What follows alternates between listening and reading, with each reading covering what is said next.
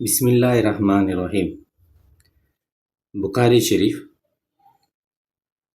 సంపుటం 1 పుస్తకం 5 గుస్ల్ స్నానం గురించి. హదీస్ నంబర్ 248. హదీస్ నెంబర్ 248. ఆయిషా రజియల్లాహు తఆలా అన్హా గారి కథనం ప్రకారం ప్రవక్త సల్లల్లాహు అలైహి వసల్లం గారు ఎప్పుడైతే జనాబా లైంగిక అశుద్ధ పరిస్థితి తర్వాత స్నానం చేసేవారో, ఎప్పుడైతే గుస్సులు చేసేవారో ఆయన మొదట తన చేతులను కడుక్కోవడంతో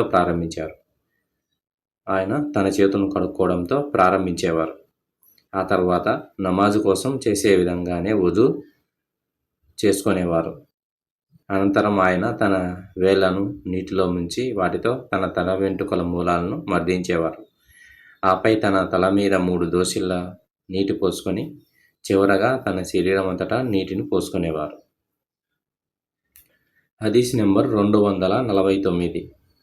మైమూనా రజియల్లాహు తఆలా అన్హా గారు ఇలా ఉల్లేఖించారు. ప్రవక్త సతీమణి అయిన ఈమె ఇలా తెలిపారు. అల్లాహ్ దూత సల్లల్లాహు అలైహి వసల్లం గారు నమాజు కోసం చేసే విధంగానే వజూ చేసుకున్నారు, కానీ తన పాదాలను కడుక్కోలేదు. ఆయన తన గుహ్య భాగాల నుండి వెలువడిన స్రావాన్ని కడిగివేసి ఆపై తన శరీరం మీద నీటిని పోసుకున్నారు. ఆయన ఆ స్థలం స్నానం చేసిన చోటు నుండి తన పాదాలను వెనక్కి తీసుకొని ఆ తర్వాత వాటిని కడుక్కున్నారు. గుస్సులు స్నానం చేసే ఆయన పద్ధతి ఇదే. హదీస్ నెంబర్ 250. ఆయిషా రజియల్లాహు తఆలా అన్హా గారు ఇలా ఉల్లేఖించారు. ప్రవక్త సల్లల్లాహు అలైహి వసల్లం గారు మరియు నేను ఫరక్ అని పిలువబడే ఒక పాత్ర నుండి స్నానం చేసేవాళ్ళం. హదీస్ నెంబర్ 251. ఆయిషా రజియల్లాహు తఆలా అన్హా గారి సోదరుడు మరియు నేను ఆయిషా రజియల్లాహు తఆలా గారి వద్దకు వెళ్ళాం. ఆయన అబూ సలామా రజియల్లాహు తఆలా గారు మరియు ఆయిషా రజియల్లాహు తఆలా గారి సోదరుడు ఇద్దరు కలిసి ఆయిషా రజియల్లాహు తఆలా గారి దగ్గరికి వెళ్ళారు. ఆయన ప్రవక్త సల్లల్లాహు అలైహి వసల్లం గారి గుస్సులు చేసే విధానం గురించి ఆమెను అడిగారు. ఆమె సుమారు 1 సా కొలత నీరు కలిగిన ఒక పాత్రని తీసుకొచ్చి స్నానం చేశారు. ఆమె తన తల మీద నీటిని పోసుకుంటున్న సమయంలో ఆమెకు మరియు మాకు మధ్య ఒక తెర మరుగు ఉండేది. హదీస్ నెంబర్ 252. అబూ జాఫర్ రజియల్లాహు అన్హు గారు ఉల్లేఖించారు. నేను మరియు నా తండ్రి జాబిర్ బిన్ అబ్దుల్లా రజియల్లాహు అన్హు గారి వద్దకు వచ్చినప్పుడు కొంతమంది వ్యక్తులు ఆయనను స్నానం చేసే విధానం గురించి అడిగారు. ఆయన ఇలా సమాధానం ఇచ్చారు. మీకు 1 సా నీరు సరిపోతుంది. అప్పుడు ఒక వ్యక్తి ఇలా అన్నారు, నాకు 1 సా సరిపోదు. జాబిర్ రజియల్లాహు అన్హు గారు ఇలా అన్నారు, నీకంటే ఎక్కువ జుట్టు కలిగి ఉండి నీకంటే ఉత్తముడైన వ్యక్తికి అంటే ప్రవక్త సల్లల్లాహు అలైహి వసల్లం గారికి 1 సా నీరు మాత్రమే సరిపోయేది. హదీస్ నెంబర్ 253. ఇబ్ని అబ్బాస్ రజియల్లాహు అన్హు గారు ఉల్లేఖించారు. ప్రవక్త మరియు మైమూనా రజియల్లాహు అన్హా గారు ఒకే పాత్ర నుండి స్నానం చేసేవారు. హదీస్ నెంబర్ 254. జుబైర్ బిన్ ముతిమ్ రజియల్లాహు అన్హు గారు ఉల్లేఖించారు.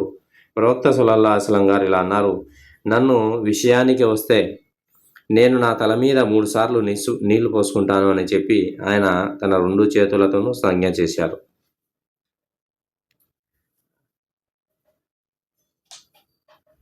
హదీస్ నెంబర్ 255.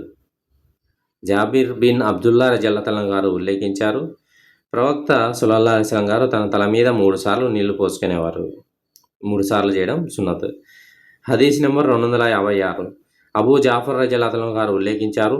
జాబిర్ బిన్ అబ్దుల్లా రజియల్లాహు అన్హు నాతో ఇలా అన్నారు, నీ బంధువు హసన్ బిన్ ముహమ్మద్ బిన్ అల్ హనఫియా నా వద్దకు వచ్చి జనాబా గుస్సుల్ స్నానం గురించి అడిగారు. నేను ఇలా సమాధానం ఇచ్చాను. ప్రవక్త సల్లల్లాహు అలైహి వసల్లం గారు 3 దోసిళ్ల నీటిని తీసుకొని వాటిని తన తల మీద పోసుకునేవారు. ఆపై తన శరీరం అంతటా నీరు పోసుకునేవారు. అప్పుడు అల్ హసన్ రజియల్లాహు అన్హు గారు నాతో ఇలా అన్నారు, నాకు జుట్టు చాలా ఎక్కువగా ఉంటుంది కదా, నేను ఇలా బదిలిచ్చాను. ప్రవక్త సల్లల్లాహు అలైహి వసల్లం గారికి నీకంటే ఎక్కువ జుట్టు ఉండేది. హదీస్ నెంబర్ 257. మైమునా రజల్లాహు అన్హా గారు ఉల్లేఖించారు, నేను ప్రవక్త సల్లల్లాహు అలైహి వసల్లం గారు స్నానం కోసం నీటిని సిద్ధం చేశాను. ఆయన తన చేతులను 2 లేదా 3 సార్లు కడుక్కున్నారు. ఆపై తన ఎడమ చేతిపై నీరు పోసుకొని తమ మర్మాంగాలను కడుక్కున్నారు.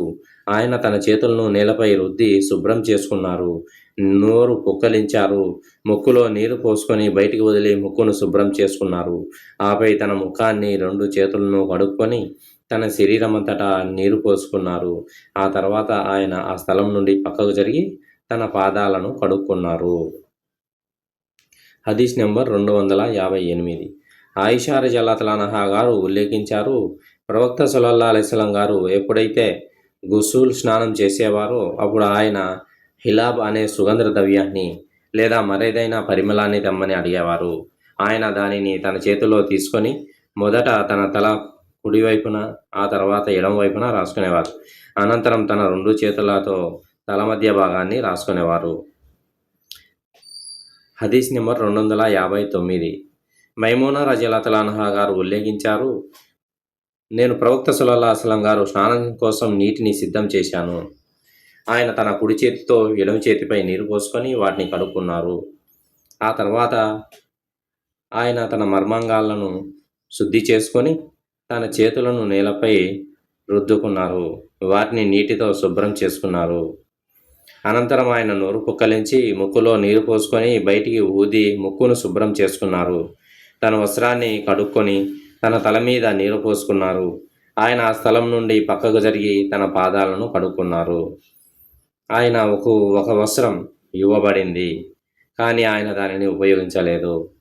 హదీస్ నెంబర్ 260. హజరత్ మైమూనా రజల్లాహు అన్హా గారు ఉల్లేఖించారు, ప్రవక్త సల్లల్లాహు అలైహి వసల్లం గారు గుసూల్ స్నానం చేశారు. ఆయన మొదట తన చేతితో తన మర్మాంగాలను శుభ్రం చేసుకున్నారు. ఆ తర్వాత ఆ చేతిని నీటిపై రుద్దుకొని దాన్ని కడుక్కున్నారు. అనంతరం ఆయన నమాజ్ చేసే విధంగానే వజూ చేసుకున్నారు. స్నానం పూర్తయిన తర్వాత ఆయన తన పాదాలను కడుక్కున్నారు.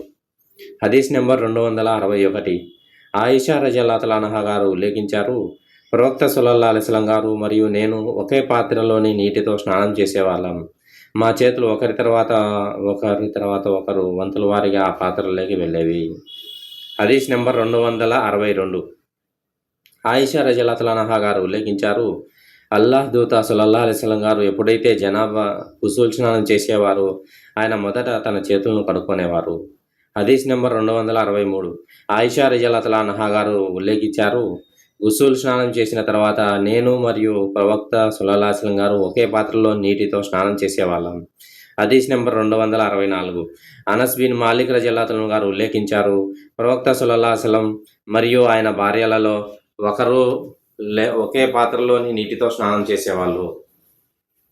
ఖతాదా రజల్లాహు అన్హు గారి ద్వారా అనస్ రజల్లాహు అన్హు గారు తనకు కేవలం 9 మంది భార్యల గురించి మాత్రమే చెప్పారని ఉల్లేఖించబడింది. హదీస్ నాకు తరచూ భావోద్రేకాల వల్ల మజీ వెలువడేది. నేను ప్రవక్త సల్లల్లాహు అలైహి వసల్లం గారి అల్లుడుని కావడం వల్ల ఒక వ్యక్తిని పంపి ఆయనను దీని గురించి అడగమని కోరాను. ఆ వ్యక్తి ప్రవక్త సల్లల్లాహు అలైహి వసల్లం గారిని దీని గురించి అడిగారు. దానికి ప్రవక్త సల్లల్లాహు అలైహి వసల్లం గారు ఇలా సమాధానం ఇచ్చారు, మీ పురుషాంగాన్ని కడుక్కున్న తర్వాత వజూ చేసుకోండి. గుసూల్ స్నానం ఎట్లా చేస్తున్నారంటే ప్రవక్త గారు మొదటగా ఆ యొక్క మర్మ అవయవాలను కడిగిన తర్వాత వజూ చేసుకున్న తర్వాత గుసూల్ స్నానం చేస్తున్నారు. మొత్తం అంతా నీళ్ళు కడుక్కున్న తర్వాత మొత్తం స్నానం అయిపోయిన తర్వాత ఆ ప్లేస్లోంచి పక్కకు వచ్చి కాళ్ళు కూడా కొడుకుంటున్నారు అనమాట. హదీస్ నెంబర్ 265. మైమూనా రజల్లాహు అన్హా గారు కథనం ప్రకారం, నేను ప్రవక్త సల్లల్లాహు అలైహి వసల్లం గారి స్నానం కోసం నీళ్లు పెట్టాను. ఆయన తన చేతులపై నీళ్లు పోసుకొని 2 లేదా 3 సార్లు కడుక్కున్నారు.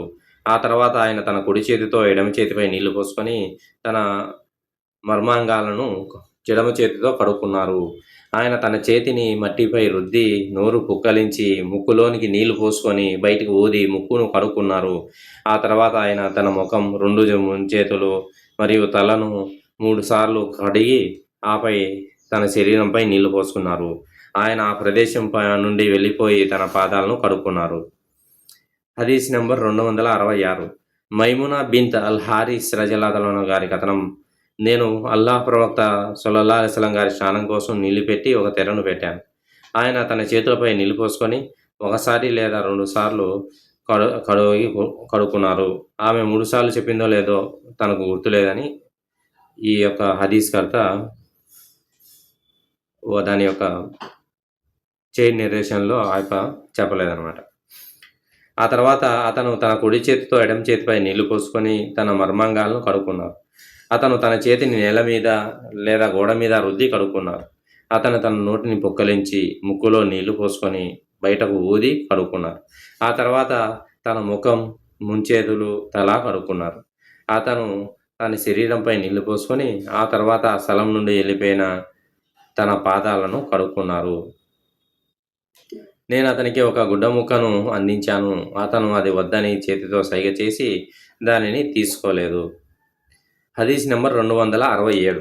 ముహమ్మద్ బిన్ అల్ ముంతతిర్ రజల్లాహు తన తండ్రి ద్వారా కథనం చేశారు. అతను ఆయిషా రజల్లాహు గారిని ఇబ్నే ఉమర్ రజల్లాహు గారి హదీస్ గురించి అడిగారు. ఆమె చెప్పింది, అబూ అబ్దుర్ రహమాన్పై అల్లాహ్ కరుణ చూపుగాక, నేను అల్లాహ్ ప్రవక్తను సుగంధ ద్రవ్యం పూసేదాన్ని. నేను అల్లాహ్ ప్రవక్తకు పరిమళాలను పూసేదాన్ని. మరియు ఆయన తన భార్యల చుట్టూ ప్రదక్షిణం చేసేవారు. మరియు ఉదయం ఆయన ఇహ్రాం ధరించినప్పుడు ఆయన శరీరం నుండి ఆ సుగంధ ద్రవ్యం, ఆ యొక్క పరిమళం ఇంకా వెలువడుతూనే ఉండేది. హదీస్ నెంబర్ 268. హతాదా రజల్లాహు గారి కథనం ప్రకారం అనస్ బిన్ మాలిక్ రజల్లాహు గారు ఇలా అన్నారు, ప్రవక్త పగలు మరియు రాత్రి తన భార్యలందరినీ ప్రదక్షిణ చేస్తూ సందర్శించేవారు. అంటే విడివిడిగా ఉన్నాయన్నమాట ఆ యొక్క టెంట్లు అనమాట. హజ్కి వెళ్ళినప్పుడు వారి యొక్క విడివిడిగా టెంట్లు ఉన్నాయి. ప్రతి ఒక్కరిని కూడా పలకరిస్తాను ప్రవక్త గారు. వాళ్ళు 11 మంది ఉండేవారు. నేను అనస్ రజల్లాహు గారిని అడిగాను, దానికి ప్రవక్త సల్లల్లాహు అలైహి వసల్లం గారికి బలం ఉండేదా?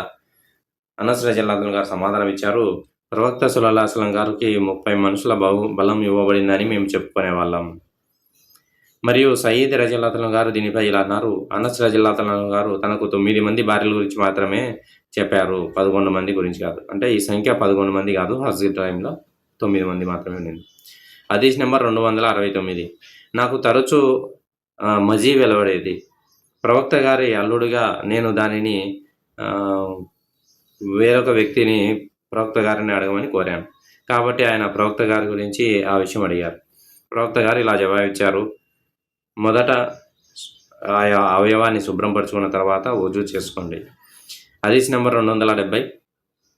ముహమ్మద్ బిన్ అల్ ముంతిర్ రజల్లాహు గారు ఉల్లేఖించారు, ఆయన ఆయిషా రజల్లాహు గారిని ఇబ్నే ఉమర్ రజల్లాహు గారి అభిప్రాయం గురించి ముహ్రిం స్థితిలో ఉండడాన్ని ఆయన ఇష్టపడేవారు కాదు అనే విషయం గురించి అడిగారు. దానికి ఆయిషా రజియల్లాహు అన్హా గారు ఇలా అన్నారు, నేను అల్లాహ్ ప్రవక్త గారికి సువాసన పూశాను. ఆ తర్వాత ఆయన తన భార్యలందరినీ సందర్శించారు. మరియు మరుసటి ఉదయం ఆయన స్నానం చేసిన తర్వాత ముహ్రిం స్థితిలో ఉన్నారు. హదీస్ నెంబర్ 271. ఆయిషా రజల్లాహు గారు ఉల్లేఖించారు, ప్రవక్త సల్లల్లాహు అలైహి వసల్లం గారు ముహ్రిం స్థితిలో ఉన్నప్పుడు ఆయన తల వెంట్రుకల పాపడిలో ఆ సువాసన మెరుపును నేను ఇప్పుడే చూస్తున్నట్లుగా నాకు అనిపిస్తోంది. హదీస్ నెంబర్ 272. హిషాం బిన్ ఉర్వా రజల్లాహు గారు ఉల్లేఖించారు, ఆయిషా రజల్లాహు గారు ఇలా అన్నారు, అల్లాహ్ ప్రవక్త సల్లల్లాహు అలైహి వసల్లం గారు ఎప్పుడైతే గుసులు స్నానం చేసేవారో మొదట ఆయన తన చేతులను శుభ్రం చేసుకొని నమాజ్ కోసం చేసే విధంగా వజూ చేసుకున్నవారు.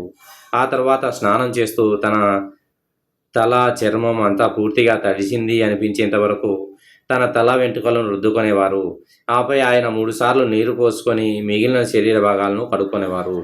ఆయిషా రజల్లాహు అన్హా గారు ఇలా అన్నారు, నేను మరియు ప్రవక్త సల్లల్లాహు అలైహి వసల్లం గారు ఒకే నీటి పాత్ర నుండి స్నానం చేసేవాళ్ళం. ఆ పాత్ర నుండి మేము ఒకే సమయంలో నీటిని తీసుకునేవాళ్ళం. హదీస్ నెంబర్ 273. మైమునా రజల్లాహు అన్హా గారి కథనం ప్రకారం జనాబా తర్వాత గుస్సుల్ అవసరమైనప్పుడు ప్రవక్త సల్లల్లాహు అలైహి వసల్లం గారి కోసం వజూ కోసం నీటిని ఉంచారు.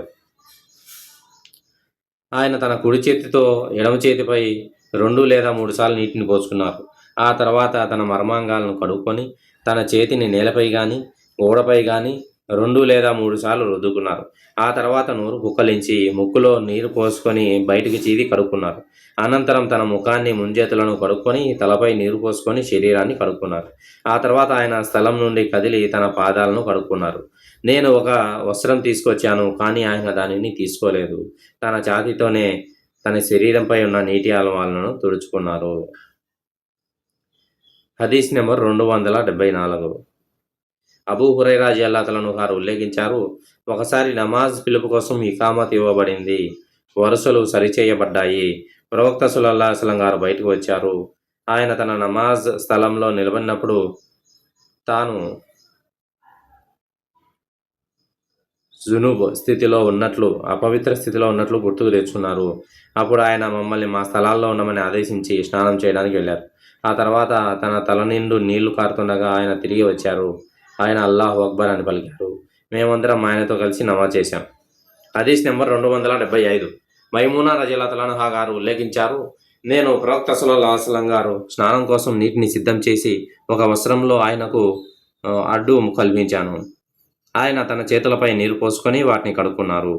ఆ తర్వాత ఆయన తన కుడి చేతితో ఎడమ చేతిపై నీరు పోసుకొని తన మర్మాంగాలను కడుక్కున్నారు. తన చేతులను మట్టితో రుద్ది కడుక్కున్నారు. నోరు పుక్కలించారు. ముక్కులలో నీరు పోసుకొని బయటికి వదలడం ద్వారా ముక్కును శుభ్రం చేసుకున్నారు. ఆపై తన ముఖాన్ని ముంచేతులను కడుక్కున్నారు. ఆయన తన తలపై శరీరంపై నీరు పోసుకున్నారు. ఆ తర్వాత ఆయన ఆ స్థలం నుండి పక్కకు జరిగి తన పాదాలను కడుక్కున్నారు. నేను ఆయనకు ఒక వస్త్రం ఇచ్చాను, కానీ ఆయన దాన్ని తీసుకోలేదు. తన 2 చేతులతోనే నీరుని తుడుచుకుంటూ బయటకు వచ్చారు. హదీస్ నెంబర్ 276. ఆయిషా రజియల్లాహు అన్హా గారి కథనం ప్రకారం, మాలో ఎవరైనా జునూబ్ అంటే అపవిత్ర స్థితిలో ఉన్నప్పుడు ఆమె తన 2 చేతులతో తలపైన 3 సార్లు నీరు పోసుకునేది. ఆ తర్వాత ఒక చేతితో తన తల కుడి వైపు, మరొక చేతితో తల ఎడమ వైపు రుద్దుకునేది. హదీస్ నెంబర్ 277. అబూ హురైరా రజియల్లాహు అన్హు గారి కథనం ప్రకారం,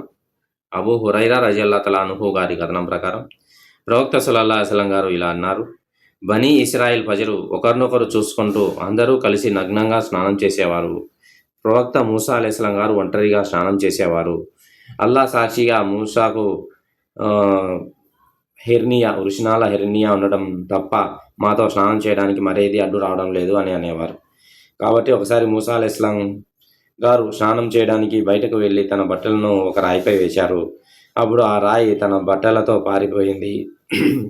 ఆ రాయి గాలికి ఏమైందంటే ఆ యొక్క బట్ట అనేది ఎగిరిపోయింది. మూసా అలైహిస్సలాం గారు ఆ రాయిని వెంబడిస్తూ, ఓ రాయి నా బట్టలు, ఓ రాయి నా బట్టలు అని అరుస్తూ ఉన్నారు. చివరికి బనీ ఇస్రాయల్ ప్రజలు ఆయన్ని చూసి అల్లాహ్ సాక్షిగా మూసా శరీరంలో ఏ లోపము లేదు అని అన్నారు. మూసా అలైహిస్సలాం తన బట్టలు తీసుకుని ఆ రాయిని కొట్టడం ప్రారంభించారు. అబూ హురైరా రజియల్లాహు అన్హు గారు ఇలా అన్నారు, అల్లాహ్ సాక్షిగా ఆ తీవ్రమైన దెబ్బల వల్ల ఆ రాయిపై ఇప్పటికీ 6 లేదా 7 గుర్తులున్నాయి. అబూ హురైరా రజియల్లాహు అన్హు గారి కథనం ప్రకారం ప్రవక్త సల్లల్లాహు అలైహి వసల్లం గారు ఇలా అన్నారు, ప్రవక్త అయ్యూబ్ అలైహిస్సలాం గారు నగ్నంగా స్నానం చేస్తుండగా ఆయనపై బంగారు మిడతలు పడటం ప్రారంభించాయి. అయ్యూబ్ అలైహిస్సలాం గారు వాటిని తన బుట్టలో సేకరించడం మొదలుపెట్టారు. ఆయన ప్రభు ఇలా సంబోధించారు, అయ్యూబ్ ఆయన ప్రభు అల్లా ఈ విధంగా చెప్పినారన్నమాట, ఓ అయ్యూబ్, నీకు వీటికి ఉడత లేకుండా ఉండేందుకు నీకు సరిపడా ఇవ్వలేదా? అయ్యూబ్ అలైహిస్సలాం గారు అవును అని జవాబిచ్చారు. ప్రభు, కానీ నేను నీ యొక్క ఆశీర్వాదాలను వదులుకోలేను. అంటే నాకు పూర్తిగా ధన సంపదలు పూర్తిగా ఇచ్చినావు, అయినప్పటికీ నీవు ఇచ్చినటువంటి యొక్క బంగారు మిడతలు, నీ యొక్క ఆశీర్వాదాలను అయితే నేను వదులుకోలేను. ఎంత ధనం ఉన్నప్పటికీ మీరిచ్చిన న్యామతులు అనే దానిని నేను తోసిపుచ్చలేను.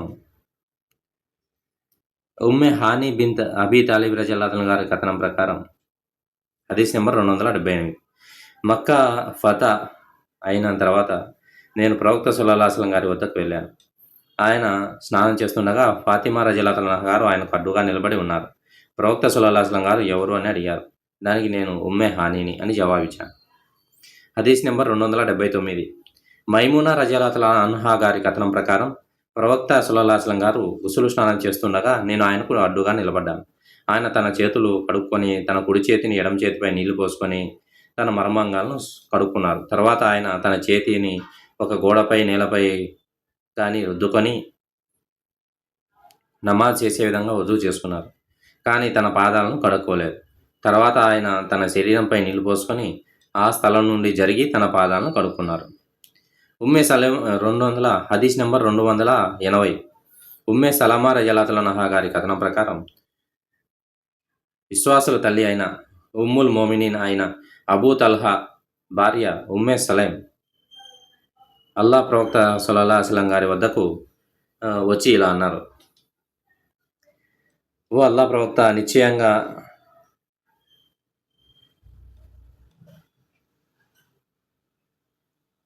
అల్లాహ్ మీకు సత్యాన్ని చెప్పడానికి సిగ్గుపడరు. నిశ్చయంగా అల్లాహ్ మీకు సత్యాన్ని చెప్పడానికి సిగ్గుపడరు. ఒక స్త్రీకి స్వప్నస్ఖలనం అయిన తర్వాత ఆమె స్నానం చేయడం అవసరమా? దానికి ప్రవక్త సల్లల్లాహు అలైహి వసల్లం గారు సమాధానమిచ్చారు: అవును, ఆమె స్రావం గమనిస్తే. హదీస్ నెంబర్ 281. అబూ హురైరా రలియల్లాహు అన్హు గారి కథనం ప్రకారం మదీనా వీధుల్లో ఒకదానిలో ప్రవక్త సల్లల్లాహు అలైహి వసల్లం గారు నాకు ఎదురయ్యారు. ఆ సమయంలో నేను జునూబ్ మరణ వేదనలో ఉన్నాను. కాబట్టి నేను ఆయన నుండి జారుకొని స్నానం చేయడానికి వెళ్ళాను. నేను తిరిగి వచ్చినప్పుడు ప్రవక్త సల్లల్లాహు అలైహి వసల్లం గారు ఇలా అన్నారు: ఓ అబూ హురైరా, ఇంతకు ముందు ఎక్కడున్నావు అని అడిగారు. నేను అపవిత్రంగా ఉన్నాను, అందుకే మీతో కూర్చోవడానికి ఇష్టపడలేదు అని జవాబిచ్చాను. అప్పుడు ప్రవక్త సల్లల్లాహు అలైహి వసల్లం గారు అన్నారు: సుబ్హానల్లాహ్, ఒక విశ్వాసి ఎన్నడూ అపవిత్రుడు కాడు. హదీస్ నెంబర్ 282. అనస్ బిన్ మాలిక్ రజల్లాహు అన్హు గారి కథనం ప్రకారం ప్రవక్త సల్లల్లాహు అలైహి వసల్లం గారు ఒకే రాత్రిలో తన భార్యలందరినీ సందర్శించేవారు మరియు ఆ సమయంలో ఆయనకు 9 మంది భార్యలు ఉండేవారు. హదీస్ నెంబర్ 283. అబూ హురైరా రజల్లాహు అన్హు గారి కథనం ప్రకారం అల్లాహ్ యొక్క ప్రవక్త సల్లల్లాహు అలైహి వసల్లం గారు నన్ను చూశారు. అప్పుడు నేను జునూబ్ అపవిత్రంగా ఉన్నాను. ఆయన నా చెయ్యి పట్టుకున్నారు మరియు ఆయన కూర్చొనే వరకు నేను ఆయనతో పాటు వెళ్ళాను. నేను మెల్లగా జారుకొని ఇంటికి వెళ్ళి స్నానం చేశాను. నేను తిరిగి వచ్చినప్పుడు ఆయన ఇంకా అక్కడే కూర్చొని ఉన్నారు. అప్పుడు ఆయన నాతో, అబూ హురైరా, ఇంతకాలం ఇక్కడ ఉన్నావు, ఎప్పటి నుంచి ఉన్నావు ఇక్కడ అని అడిగారు. దానికి నేను అతనికి చెప్పాను: ప్రవక్త సల్లల్లాహు అలైహి వసల్లం గారు ఇలా అన్నారు: సుబ్హానల్లాహ్, ఓ అబూ హురైరా, విశ్వాసి ఎన్నడూ అపవిత్రుడు కారు. హదీస్ నెంబర్ 284. అబూ సులామా రజల్లాహు అన్హా గారి కథనం ప్రకారం నేను ఆయిషా రజల్లాహు అన్హా గారిని అడిగాను: ప్రవక్త గారు అపవిత్ర స్థితిలో ఉన్నప్పుడు నిద్రపోయేవారా? ఆమె ఇలా జవాబిచ్చింది: అవును, కానీ ఆయన నిద్రపోయే ముందు వజూ చేసుకునేవారు. హదీస్ నెంబర్ 285. ఉమర్ బిన్ అల్ ఖత్తాబ్ రజల్లాహు అన్హు గారు కథనం: నేను ప్రవక్త సల్లల్లాహు అలైహి వసల్లం గారిని అడిగాను, మనలో ఎవరైనా అపవిత్ర స్థితిలో ఉన్నప్పుడు నిద్రపోవచ్చా?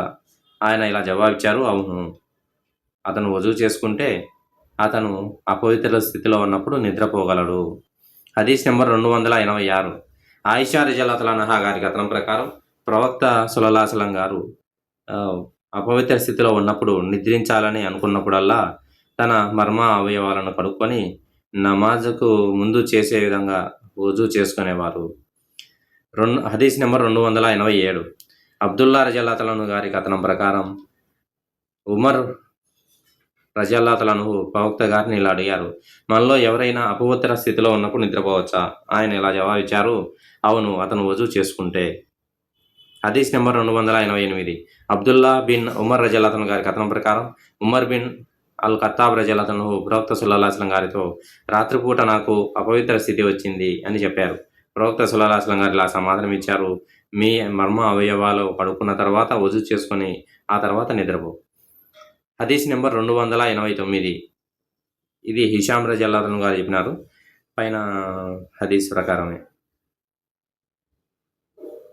హదీస్ నెంబర్ 290.